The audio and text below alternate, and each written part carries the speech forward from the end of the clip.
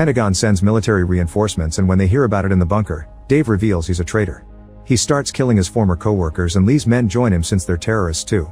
A fight ensues, but it's clear the Koreans have the upper hand and quickly kill most of the president's staff.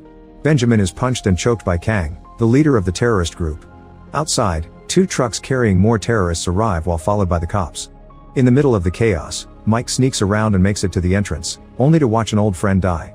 Suddenly all the Koreans lie down and Mike sees it as a sign to hide.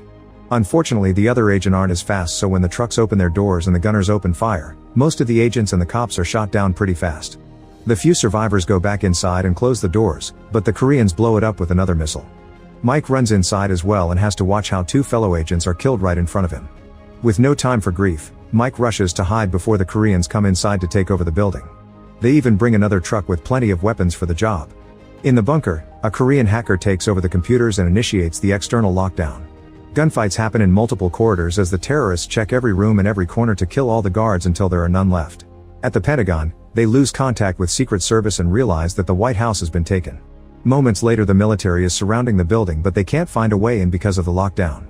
Reporters appear in the area too, spreading the news and worrying the whole country. Suddenly the Pentagon gets a video call from the White House bunker and they watch in shock how Lee is killed on the screen. Then the terrorists threaten to kill Benjamin too as Kang demands the soldiers to stand down, so at the Pentagon they have no choice but to obey. After the call ends, Dave tells Benjamin to raise his hands. When Benjamin refuses, a staff member is killed on the spot, so Benjamin cooperates to prevent another death. Then his hands get tied to the railing.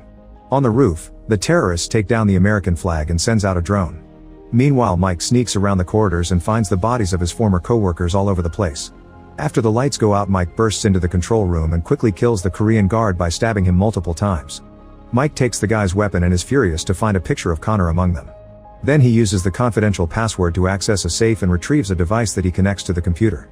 Using his thumbprint, Mike activates the special protocol and shuts down the system, which locks the hacker out too. Back to the bunker, Kang explains to Benjamin that he isn't interested in the nuclear launch codes.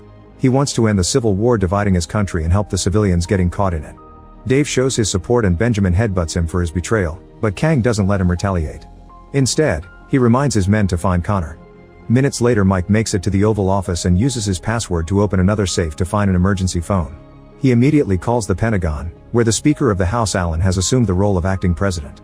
The army men don't want to trust Mike since he was fired from the Secret Service, but Lynn comes to his defense and Allen reminds everyone Mike is their only hope now. While taking more guns from hidden spots in the furniture, Mike shares all the things he saw in the corridors, like guards and explosives on the doors. He also tells them about the lockdown and says nobody will be able to come inside, so the Pentagon should use him to solve the situation. At that moment, a terrorist enters the room and Mike immediately jumps on him to disarm him.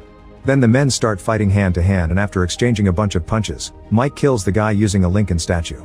At the same time, Kang calls the Pentagon again to ask the US government to recall the 7th Fleet from the Sea of Japan, to withdraw the American troops from the demilitarized zone, and to send him a chopper. If they don't cooperate or try to counterattack, he'll kill Benjamin and the remaining staff. After Kang hangs up, Lin starts arguing with the soldiers over what to do.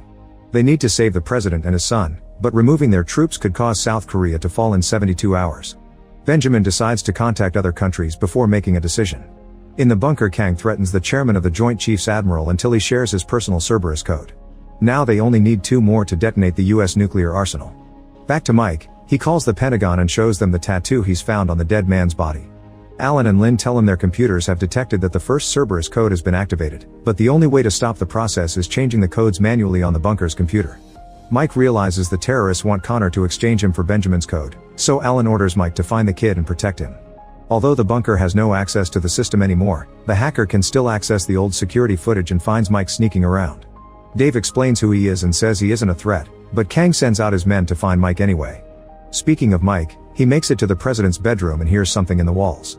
By the time the terrorists burst into the room, Mike is gone.